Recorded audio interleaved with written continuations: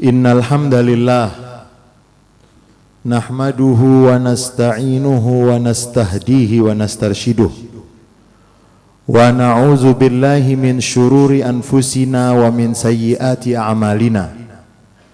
May yahdihillahu fala mudhillalah wa may yudlilhu fala hadiyalah. Wa ashhadu an la ilaha illallah wahdahu la syarikalah wa ashhadu anna Muhammadan abduhu wa rasuluh. Usikum wa nafsiya bitaqwallah faqad fazal muttaqun. Puja dan puji syukur hanya milik dan untuk Allah Subhanahu wa ta'ala. Salawat dan salam yang paling indah, yang paling sempurna untuk junjungan Nabi besar Muhammad sallallahu alaihi wasallam, untuk keluarga beliau, para sahabat beliau, dan seluruh pengikut beliau yang setia sampai akhir masa. Saudara-saudara, jamaah Jumat yang dirahmati oleh Allah Subhanahu wa ta'ala, setiap datang hari Jumat berarti datang karunia untuk kita. Setiap datang hari Jumat berarti ukhuwah, persaudaraan kita akan semakin erat. Setiap datang hari Jumat, ilmu dan pengetahuan kita akan bertambah. Setiap datang hari Jumat, iman dan ketakwaan kita akan meningkat. Pada kesempatan Jumat yang penuh dengan keberkahan ini, izinkan kami mengingatkan diri kami dan kita semua dengan satu tema sederhana tapi sangat penting. Kewajiban orang tua terhadap anaknya. Kita sering mendengar kewajiban anak terhadap orang tuanya dengan istilah birrul walidain, bakti kepada kedua orang tua. Itu adalah tema penting, harus diketahui oleh setiap anak. Namun tidak kalah pentingnya tema yang ingin kami sampaikan secara singkat pada Jumat yang penuh dengan keberkahan ini, kewajiban orang tua terhadap anaknya. Sering kita mendengar bagaimana kewajiban anak terhadap orang tua. Jangan mengangkat suara, jangan memberikan pandangan mata yang tajam, jangan mengeluarkan kalimat tidak hormat walaupun kalimat tersebut tidak panjang. Itu adalah bagian dari kewajiban anak terhadap orang tuanya. Pertanyaannya, apa kewajiban orang tua terhadap anaknya?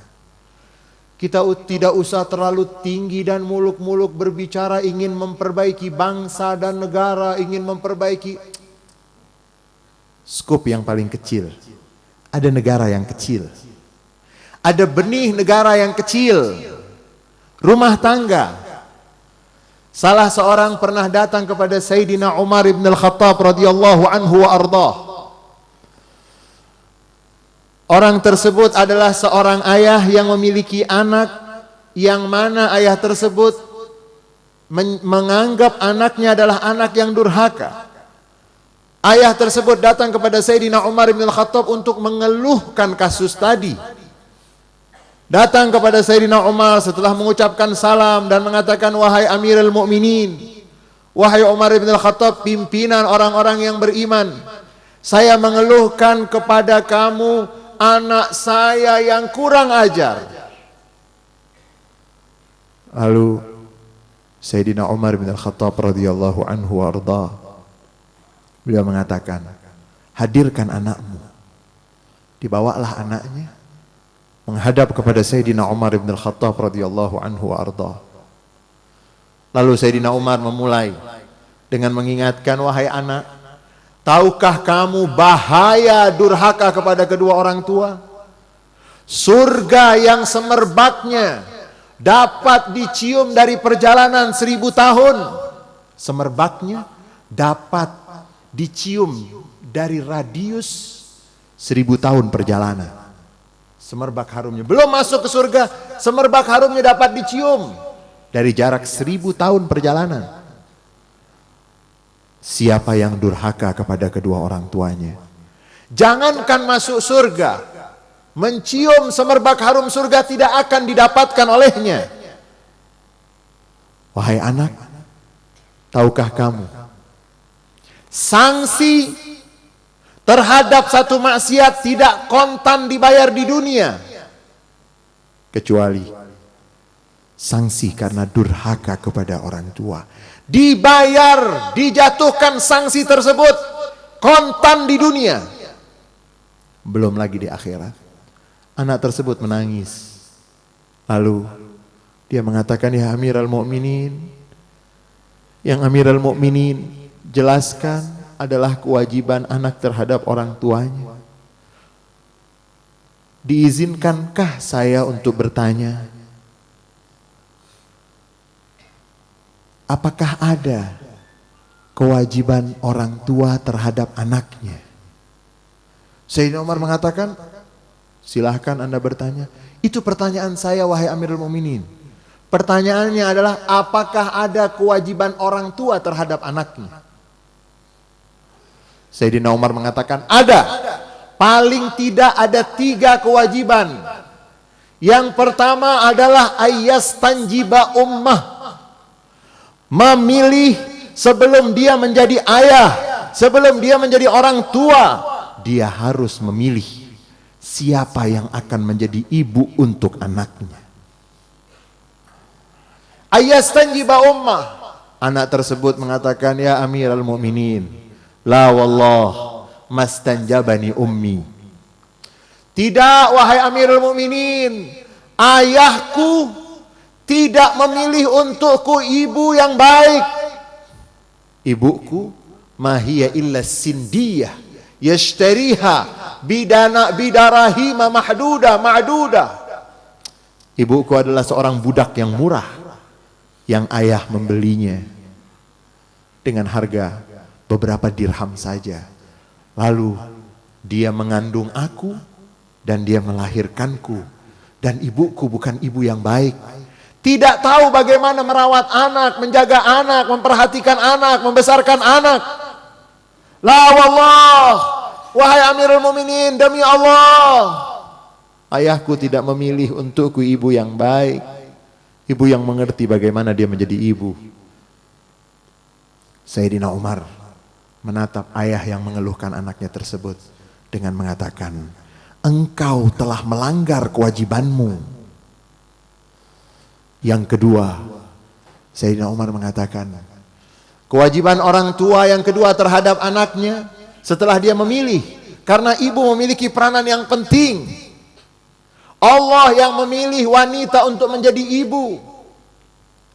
Laki-laki diminta untuk memilih calon ibu anak-anaknya dengan yang sebaik-baiknya. Yang kedua, an yuhassin ismahu idza wulid. Kalau anaknya lahir, diberikan nama yang bagus.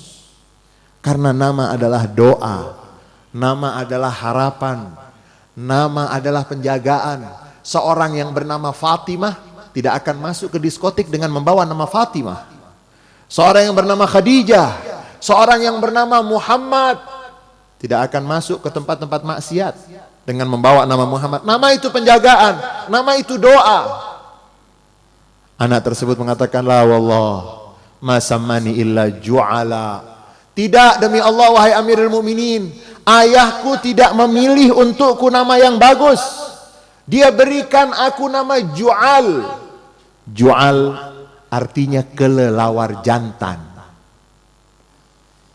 Sayyidina Umar kembali menggelengkan kepalanya, menatap ayah tersebut dengan mengatakan, yang kedua, kamu juga sudah langgar. Itu kewajibanmu terhadap anakmu. Kamu pilih untuknya nama yang buruk. Yang ketiga, saudara-saudara, sidang Jumat yang dirahmati oleh Allah Subhanahu wa taala, Sayyidina Umar mengatakan, an yu'allimahul Qur'an. Dan kewajiban yang ketiga adalah mengajarkan Al-Quran untuk anaknya. Anak tersebut mengatakan, la wallah ma'allamani walau ayatan minal Qur'an. Demi Allah ya Amiral Mukminin, ayahku, orang tuaku tidak mengajarkan kepadaku satu ayat pun, tidak pernah diajarkan kepadaku Al-Quran. Saudara-saudara jamaah Jumat yang dirahmati oleh Allah Subhanahu wa ta'ala, bukan berarti kita harus mengajarkan. Kalau kita tidak mampu mengajarkan Al-Quran, berarti kita berdosa. Kita bisa memanggil guru yang akan membuat anak kita mengerti Al-Quran. Ayah tersebut ditegur oleh Sayyidina Umar dengan mengatakan, berarti kamu telah melanggar semua kewajiban-kewajibanmu terhadap anakmu. Sayyidina Umar mengatakan, aqaqta alaihi qabla an ya'uqqa alaik. Kamu yang mencetak dia menjadi durhaka.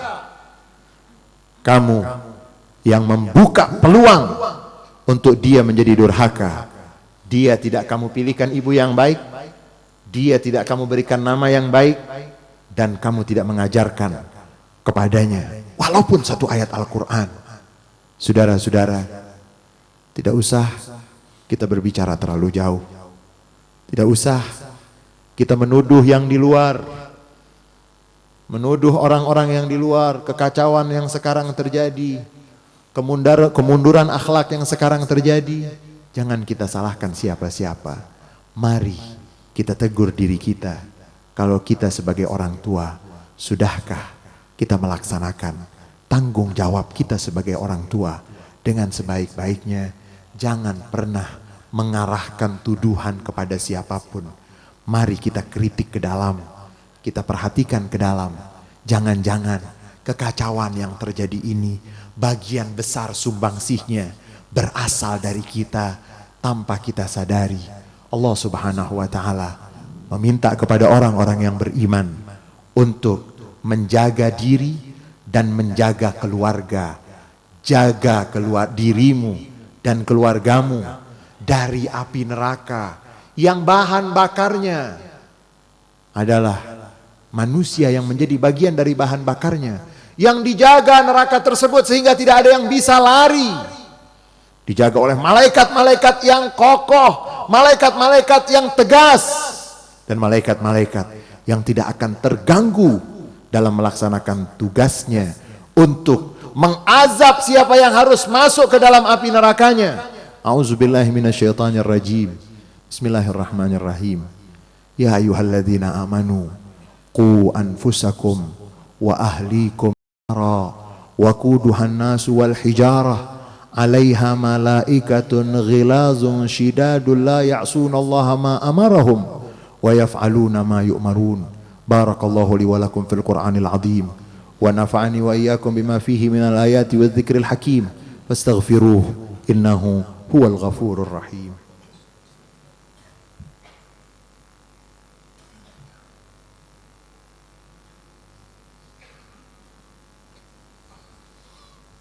Alhamdulillahilladzi la tanhasiru afraduhu bita'dad wa la yumallu takraruhu bikathrati tardad. Summa salatu wassalam ala nabiyyina wa rasulina wa imamina wa hujjatina wa maulana Muhammad afdalil khalqi wa sayyidil ibad wa ala alihi at-tayyibin at-tahirin wa ashabihi al-ghurril mayamin wa tabi'ihim wa man tabi'ahum bi ihsanin ila yaumit tanad. Ashhadu an la ilaha illallah wahdahu la syarika lah wa ashhadu anna Muhammadan abduhu wa rasuluh. Usikum wa nafsiya bitaqwallah faqad fazal muttaqun. Saudara-saudara jamaah Jumat yang dirahmati oleh Allah Subhanahu wa ta'ala, anak adalah investasi. Bukan hanya investasi di dunia, tapi sampai nanti hum wa azwajuhum fi dhilalin 'alal araiki muttaqiun wa man salaha min abaihim wa azwajihim wa zurriyatihim. Maka nanti anak keluarga semua akan masuk ke dalam surga bersama-sama, ataupun sebaliknya. Salah berinvestasi. Jangankan untuk investasi yang jauh di akhirat, salah investasi di dunia, berapa banyak orang yang merugi, berapa banyak orang yang stres. Bagaimana kalau dia salah investasi untuk yang jauh ke akhirat kelak? Sehingga mari dalam kondisi negara yang memerlukan banyaknya perubahan, banyaknya perbaikan, kita mulai dari yang paling dekat dengan kita. Perhatikan anak-anak kita, perhatikan tanggung jawab kita terhadap anak-anak kita. Sudahkah dia pernah menjadi cinta kepada Rasulnya, kepada Nabinya, karena ayahnya menanamkan cinta kepada Rasul dan Nabinya? Sudahkah kita menjadi orang tua yang membuat anak kita bisa berbakti? Dan Rasulullah Shallallahu Alaihi Wasallam, beliau yang mengatakan, rahimallahu walidan a'ana waladahu ala birrih. Allah akan merahmati, Allah akan menyayangi orang tua yang membantu anaknya untuk bisa menjadi anak yang berbakti. Mudah-mudahan kita adalah orang-orang tua yang sayang, perhatian dengan anak-anak kita, sehingga bentuk sayang kita tersebut kita membantu anak-anak kita menjadi anak-anak yang pandai berbakti dan akan menjadi anak-anak yang bermanfaat untuk semua yang bersentuhan dengan anak-anak kita. Innallaha wa malaikatahu yusalluna 'alan nabi ya ayyuhalladzina amanu sallu 'alaihi wa sallimu taslima. Allahumma salli 'ala sayidina Muhammad wa 'ala ali sayidina Muhammad kama sallaita 'ala sayidina Ibrahim wa 'ala ali sayidina Ibrahim wa barik 'ala sayidina Muhammad wa 'ala ali sayidina Muhammad kama barakta 'ala sayidina Ibrahim wa 'ala ali sayidina Ibrahim. Radhiyallahu ta'ala an sadatina Abi Bakr wa Ali wa an baqiyatis sahabati wa qarabati Rasulillah lil muslimina wal muslimat wal mu'minina wal mu'minat al ahya'i minhum wal amwat innaka rabbun rahimun karimun mujibud da'awat wa qadiyal hajat wa ghafiriz dhunubi wal khati'at. Allahumma arinal haqqa haqqa warzuqna ittiba'ah wa arinal batila batila warzuqna ijtinabah. Allahumma ij'al baladana Indonesia sakha'an rakha'a wa sa'ira buldanul muslimin. Ibadallah, innallaha ya'muru bil adli wal ihsan wa ita'i dhawil qurba wa yanha 'anil fahsya'i wal munkari wal baghi ya'izukum la'allakum tadhakkarun. Fadhkurullaha yadhkurkum washkuruhu 'ala ni'amihi yazidkum wa la dzikrullahi akbar. Aqimis shalah. Assalamu ala Rasulillah wa ala alihi wa sahbihi wa mawalah, amma ba'du.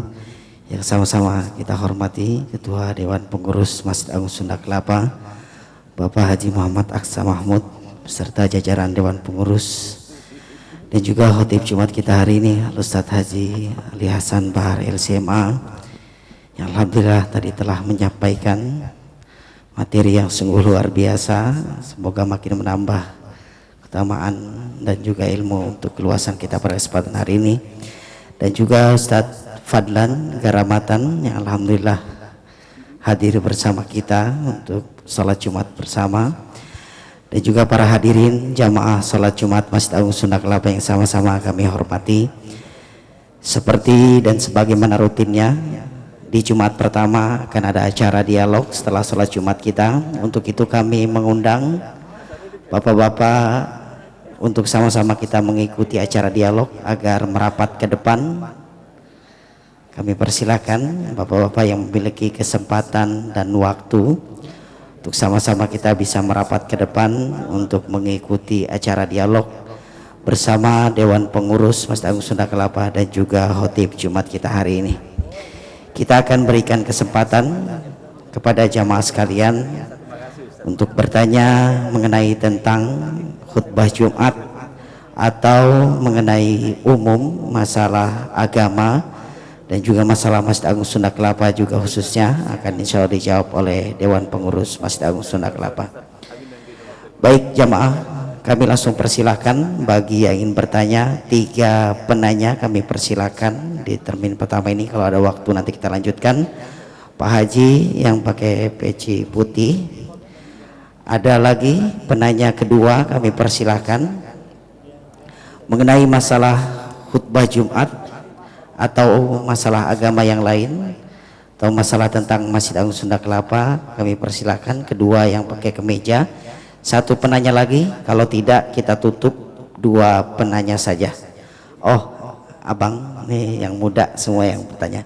Baik, kami langsung persilakan Bapak menyebutkan nama dan mohon langsung. Assalamualaikum warahmatullahi wabarakatuh. Waalaikumsalam warahmatullahi wabarakatuh. Nama saya Muhammad Arifin dari Komplek Pomat Kalibata.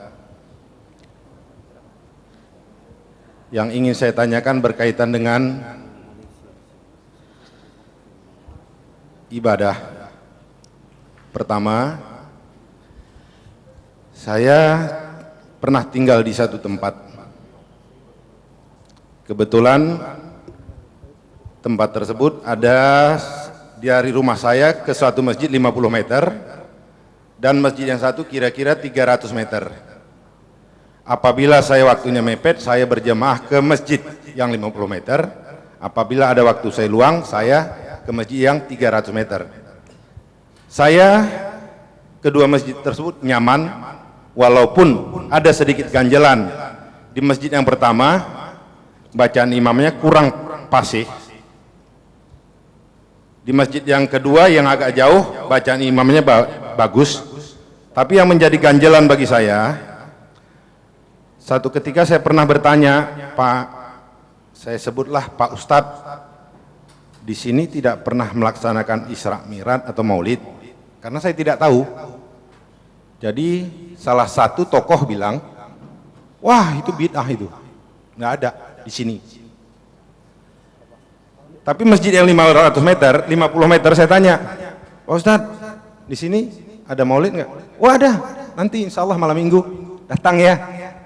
Saya pribadi sepakat dengan Maulid, Isra Mi'raj.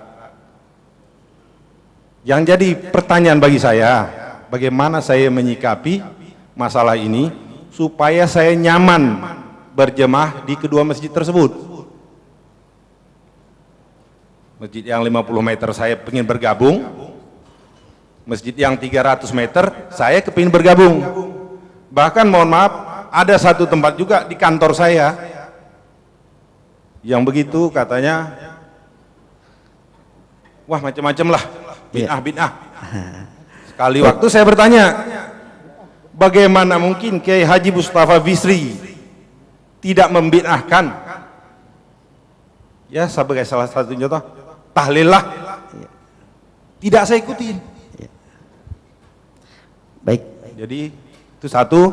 Mohon izin satu lagi, pada saat tetangga saya tersebut ada meninggal, kebetulan pelayannya bukan grup mereka semua, bahkan yang tukang gali kubur nggak mau, mereka maunya yang bagus-bagus. Iya. Jadi yang tukang gali kubur itu orang kebanyakan, pada saat makam jenazah dimasukkan, yang orang kebanyakan tersebut berinisiatif untuk azan, tapi dilarang oleh mereka. Sementara yang orang kebanyakan tersebut bertanya kepada saya, bagaimana ini Pak? Jadi mohon izin, ini kendala kami di masyarakat, mudah-mudahan bisa menjadi panduan. Terima kasih. Wabillahi taufiq wal hidayah. Wassalamualaikum warahmatullahi wabarakatuh. Waalaikumsalam warahmatullahi wabarakatuh. Terima kasih Pak Arifin, dan mohon agak penanya kedua disingkat, fokus ke pertanyaannya. Assalamualaikum warahmatullahi wabarakatuh. Waalaikumsalam. Nama saya Tri Mulyadi. Siapa Pak? Sri. Tri Mulyadi. Iya. Langsung ke fokus pertanyaan. Ketika saya atau kita mendapatkan uang yang haram atau uang yang kita ragu kehalalannya, dan kita nggak bisa nolak untuk itu, atau dalam posisi kita sudah pegang, itu yang harus kita lakukan apa? Uang itu untuk apakah kita buang, apakah kita sumbangan ke yang tidak mampu atau apa? Jadi kadang-kadang saya bingung, itu uang mau diapain? Nggak mungkin saya makan. Terima kasih. Assalamualaikum warahmatullahi wabarakatuh. Baik, terima kasih penanya kedua. Yang ketiga yang pakai rokok. Assalamualaikum warahmatullahi wabarakatuh. Yang saya tanyakan Ustadz, saya pernah namanya Bapak, mohon maaf. Dari Yofin Pak. Yofin Dwi Putra. Iya. Yofin Dwi Putra. Yang ingin saya tanyakan Ustadz, saya pernah mendengarkan sebuah hadis yang saya tidak mengerti apakah hadis ini sahih atau tidak. Yang ingin saya tanyakan, dalam hadis itu disebutkan barang siapa ketika seorang anak hafizal Quran wa ya'mal bima hafidh albasallahu tajan walidayhi yaumal qiyamah. Apakah derajat hadis ini sahih atau tidak, Ustaz? Jazakallah khairan. Baik, terima kasih. 3 penanya dan pertanyaan sudah kami rangkum dan insya Allah langsung mungkin akan dipaparkan dan dijawab oleh guru kita dan khotib Jumat kita hari ini, Al-Mukarram Ustaz Haji Alawi Hasan Bahar LCMA. Kami persilakan Pak Ustaz. Bismillahirrahmanirrahim. Alhamdulillah wassalatu wassalam ala nabiyina wa rasulina Muhammad ibn Abdullah wa ala alihi wa ashabihi wa man tabi'a hudahu wa walahu wa la hawla wa la quwata illa billah. Wallahu alam. Sebelumnya saya ingin mengucapkan penghormatan saya kepada pimpinan kepengurusan Masjid Sunda Kelapa, Bapak Aksa, mudah-mudahan selalu sehat, baik dan berkah. Kemudian Ustadz Fadlan Ramada yang hadir pada Jumat ini, mudah-mudahan menandakan Jumat yang penuh dengan keberkahan dan seluruh saudara-saudara semuanya. Wallahu alam. Pertanyaan yang pertama, kalau saya boleh pinjam istilah Profesor Quraish Shihab, itu beliau mengatakan orang-orang yang sebentar-sebentar bilang ini bid'ah dan seterusnya, itu orang-orang yang terlambat lahir. Jadi masalah yang dibahas itu sudah dibahas oleh para ulama, sudah selesai itu. Masalah Anda mau kirim doa kepada selain anak Anda ataupun selain orang tua Anda itu sampai tidak sampai itu. Kemudian nanti prakarsa. Saya mau tanya saja sama yang hadir semuanya. Natal tanggal berapa? 25. Iya. Tapi sudah berapa hari mereka melakukan persiapan? Bukan dari sekarang, sudah 2 minggu yang lalu. Kenapa mereka melakukan itu? Itu namanya kreatif. Selagi kekreatifan tersebut tidak melanggar koridor, maka boleh-boleh saja. Sayyidina Umar bin Khattab radhiyallahu anhu arda yang dengan menggunakan kalimat bid'ah. Ini jangan-jangan orang yang bilang bid'ah, kalau kita tanya bid'ah artinya apa, dia nggak ngerti. Nah ini kan sekarang problemnya juga seperti itu. Prof Quraish juga banyak mengingatkan bahwa banyak diantara kita memakai kalimat yang dia sendiri nggak paham. Kalau ditanya bid'ah, apa sih arti bid'ah? Kan begitu. Karena kalau dia pernah belajar agama dengan baik, belajar ilmu syariat Islam dengan baik, dia akan menemukan definisi bid'ah itu lebih dari 5. Dari segi bahasa menurut Is bin Abdussalam apa ini semua. Jadi hal-hal yang tadi ditanyakan itu memang meresahkan pada beberapa titik dan pada beberapa kesempatan. Namun kita yang hadir di sini saya mengharapkan kita memahami perbedaan itu tidak mungkin bisa kita tolak.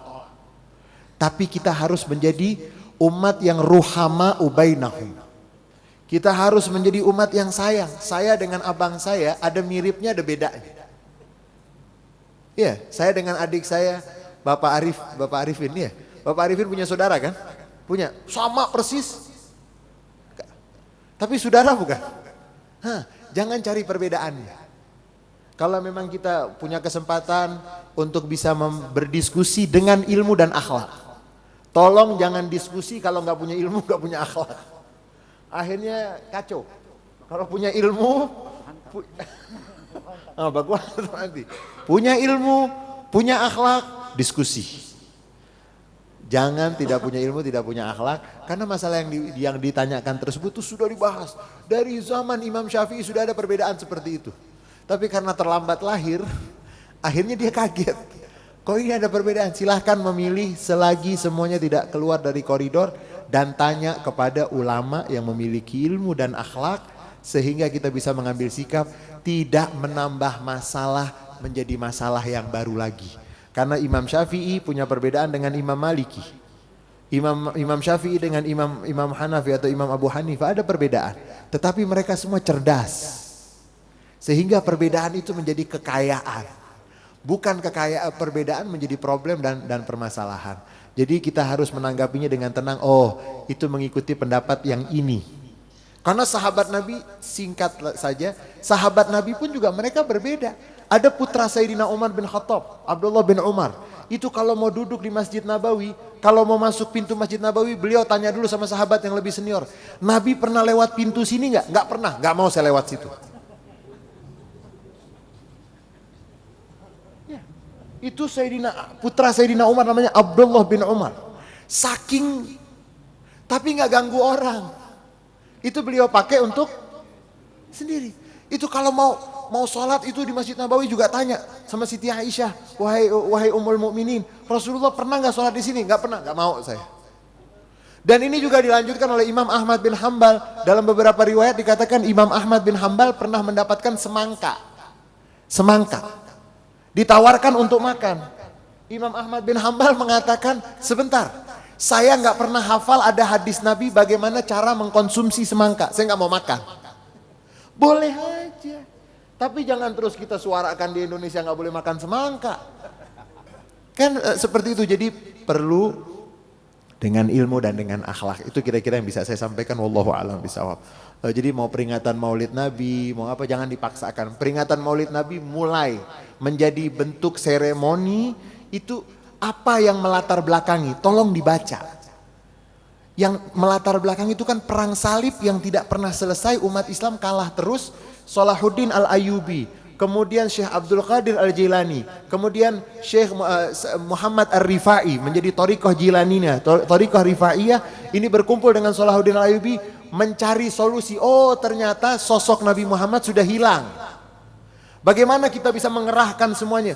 Kumpulkan malam Rabiul Awal di seluruh negara kita, nyalakan lampu, kumpulkan ulama, umara, rakyat, semuanya untuk mendengarkan kisah Nabi Muhammad. Karena beliau adalah tokoh manusia yang istimewa, yang from zero to hero. Dari kosong, dari nol sampai menjadi orang yang semenjak itu dilakukan kampanye.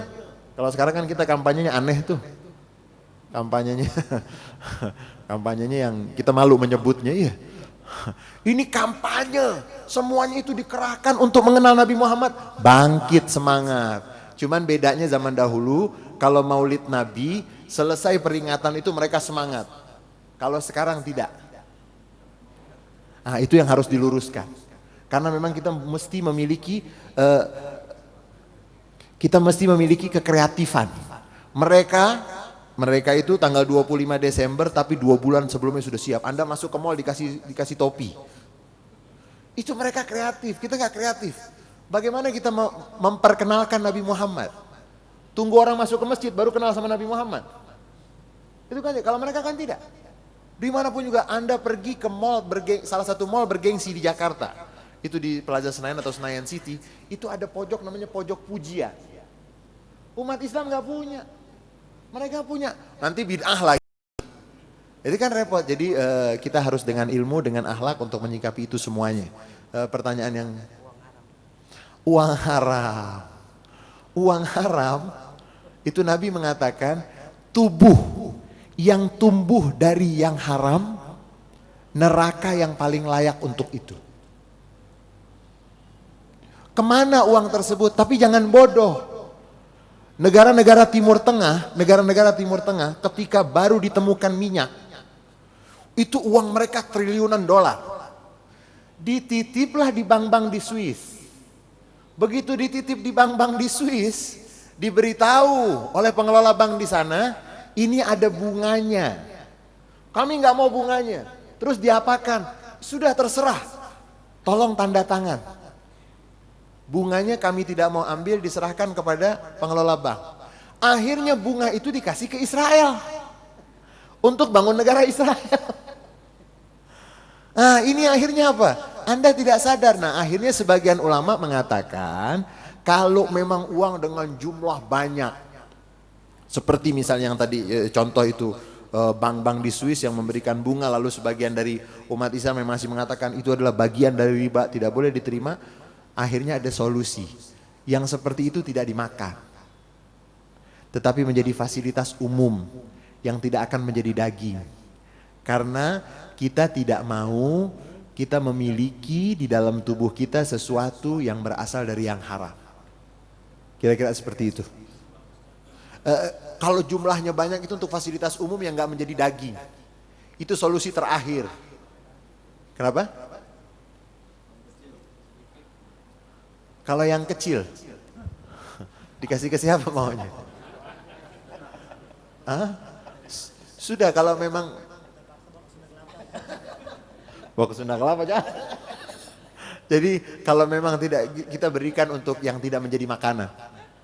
Kita nggak mau, kita tidak mau memiliki andil tubuh seseorang masuk yang haram, karena yang haram akan senyawa dengan neraka. Wallahu a'lam bishawab. Pertanyaan yang terakhir tadi, hadis yang Rasulullah SAW mengatakan, seingat saya Imam Al-Qurtubi di dalam muqaddimah tafsirnya ketika menjelaskan keistimewaan hafidz Quran, itu beliau membawakan, dan seingat saya hadis-hadis itu dhaif, lemah, tetapi nanti, nah ini kan kita perlu belajar, apakah setiap hadis dhaif itu harus dibuang? Karena kalau hadis dhaif harus dibuang, berarti berapa jumlah hadis di dalam kitab-kitab hadis yang standar itu yang harus dibuang. Di dalam kitab Jami'us Shaghir karya Imam Suyuti, itu ada yang dengan isyarat dhaif. Itu ada berapa ribu. Anda mau buang?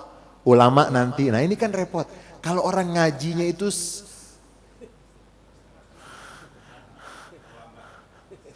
kalau Kiai Mustafa Bisri itu beliau mengatakan, ada orang ngaji, kan kalau ngaji itu kan kitab ada babnya macam-macam.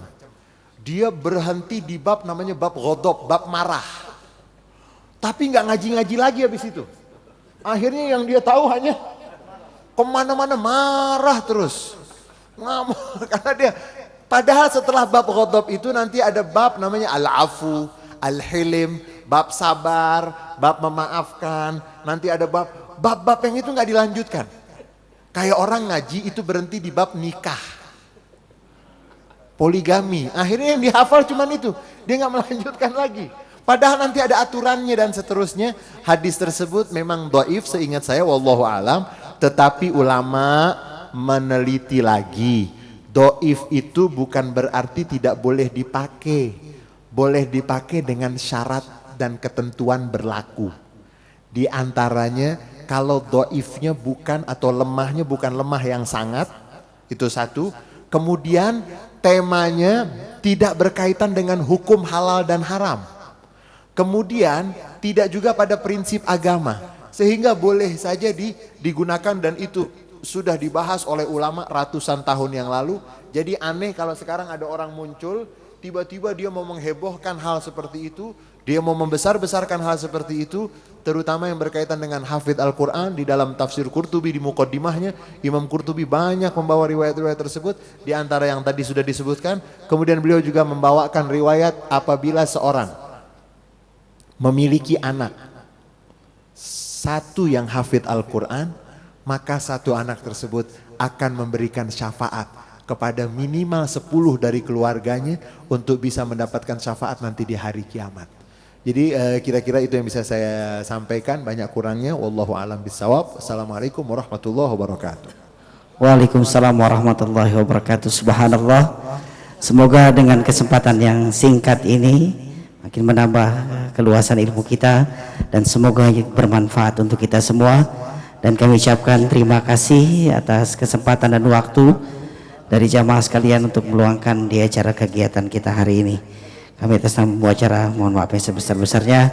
Kami tutup dengan sama-sama membaca alhamdulillah rabbil alamin.